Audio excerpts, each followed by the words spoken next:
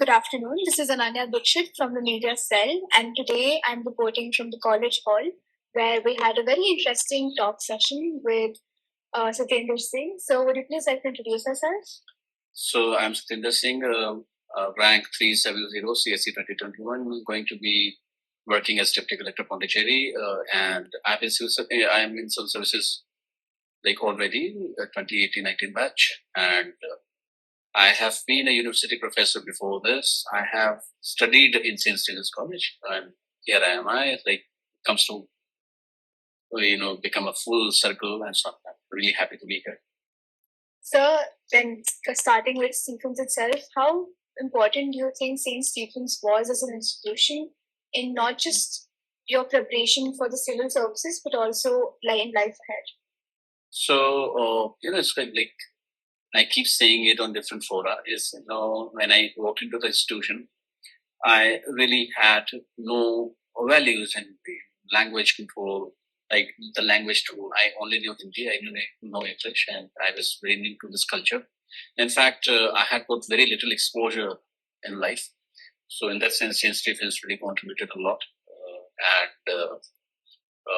I could learn a lot. And now, from the hindsight, I realized, I could have used this institution and learned from it in a more effective manner. But then life is not life if you do not make mistakes along with learning. So overall, many professors like Dr. Baker, Dr. S. Vishwaran, Professor Aide, Professor Manan, really contributed. And I'm really happy that I'm here.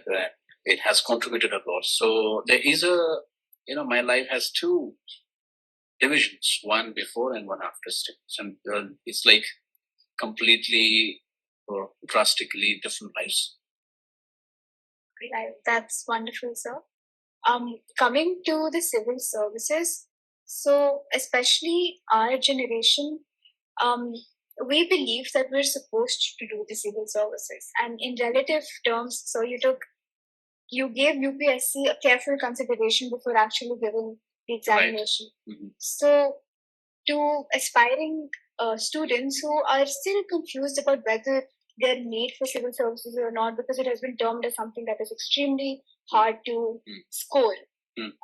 So how did you come to that decision of giving the civil services and becoming a civil servant? So, it's all about impact. Like, if you're someone who's thinking that you can create an impact to the world of art, like you do good drawing or you're very good at music, you should go towards creating. If you're someone who's good at,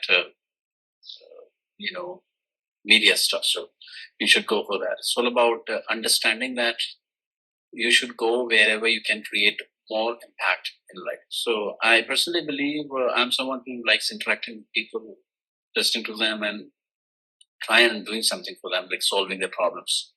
Along with that, civil services for me personally is a very personally enriching experience. Why? Because when you meet two different people, you're essentially meeting diversity of potential books. Everyone is a book. Everyone is a living, thriving story. So everyone teaches you something or the other. And you get exposed to a variety of perspectives and ways of looking at things. And then the real life value conflicts and administrative conflicts really teach you a lot. So in that sense, that's how I went for it. Along with that, of course, I was teaching and I was happy teaching, but then civil services offer you more recognition, more reputation and stuff like that. So I was disposed to appear for civil services. But I would personally say, now from the hindsight, I would have been better had I gone for civil services right after graduation, rather than waiting for MPhil, rather than having taught at the university for 4 years. That would have been better. So if somebody wants to prepare for UPSC and they're sure about it, then they should definitely not be thinking of writing in multiple books at a time. Just one thing at a time. You just give it 2-3 years and crack it. And the ones who are confused, well, in my talk, I've tried and outlined certain ways how to get clarity on life. They may refer to that and, find out the calling. If, they may not be really willing to go with civil services, they may be really good at literature, so they should go to literature. All right. Thank you so much, sir. Thank you. Another question that I have, and this question especially came from my friend Arun, who is also visually challenged. And we were talking about the real challenges that a visually challenged person might face when he's or they are actually appearing for the exam.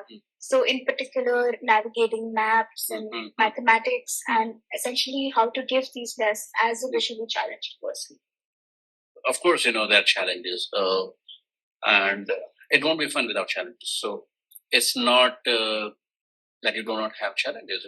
If there are no challenges, then what's the point? So, it makes it worthwhile to have challenges. Like it makes it worth it. So, challenges have to be an inseparable part of your existence, along with your administrative career.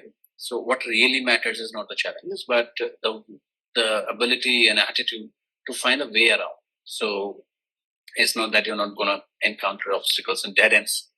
It's all about cultivating an attitude wherein you find a way around. So government, to the extent I consider, wants the work to be done, wants the work to get done. So everybody wants the work to, wants the work to be done, to be accomplished, irrespective of the methodologies you use. So you can, for sure, once you have developed the attitudinal accessibility, and once you are very sure about your ways of working, sure, the provisions would be installed. I'm sure the infrastructure would be installed. So, of course, there are challenges, but there will be no fun without.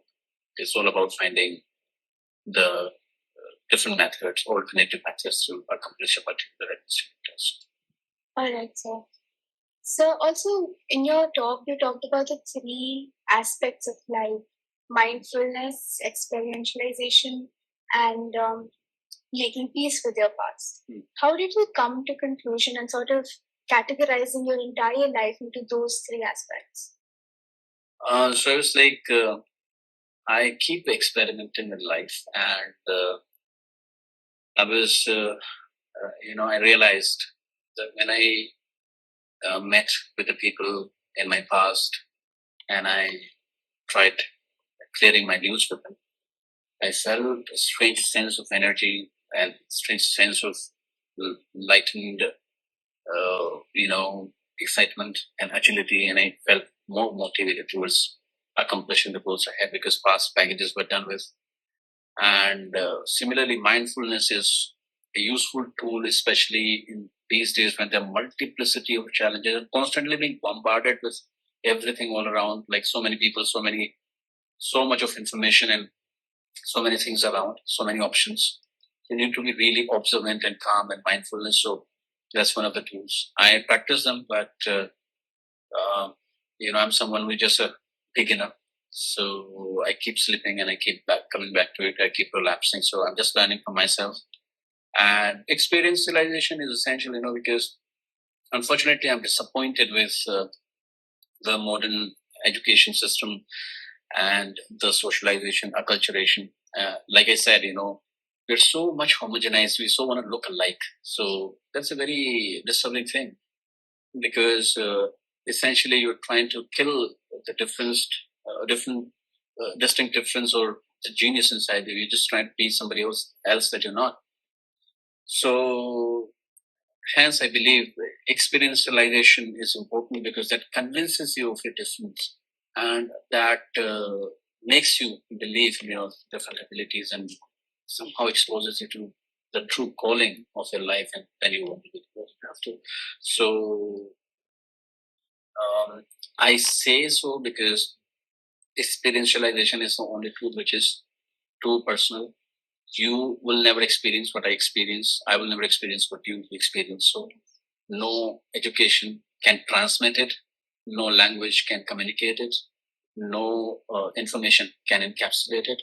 It is just too personal and it is too intimate and it's too deep. So that's how you get exposed to yourself and try and get situated within yourself. So yeah, that's how it is important. Thank you so much, sir. Lastly, do you have any words of advice for your juniors of the St.Stephen College? Just be yourself, and if you don't be yourself, you're trying to be somebody else. Be that somebody else to the extent that you're completely there somebody else. So it's not really advisable to be somebody else. Just observe, keep your ears and eyes open, observe and live every moment to the fullest, and you will be surprised of your own abilities. Is to, wow, I mean, everyone is a potential, everyone a potential revolution. So each one of us is a revolutionary story. It's like we need to sit with ourselves and find it out.